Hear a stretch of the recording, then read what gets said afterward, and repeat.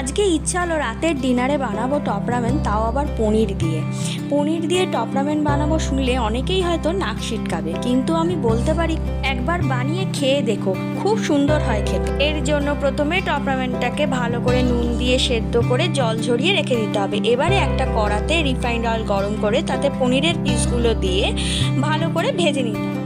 এবারে ওই তেলের সাথে আর একটু তেল ঢেলে তার মধ্যে গাজর, ক্যাপসিকাম, বিনস দিয়ে নুন আর সামান্য হলুদ দিয়ে ভালো করে ভেজে নিতে হবে। ভাজা হয়ে গেলে টপ রামেনের মশলা দিয়ে ভালো করে মিশিয়ে নিয়ে পনিরের পিসগুলো যেগুলো ভেজে তুলে রাখা ছিল সেগুলো মিশিয়ে ভালো করে নেড়ে চেড়ে সেদ্ধ করা টপ রামেনগুলো ওপর থেকে ছড়িয়ে স্বাদ মতো চিনি, সস আর একটু গোলমরিচের গুঁড়ো দিয়ে ভালো করে মিক্সড করে নিলেই রেডি গরমা গরম পনির টপ রামেন।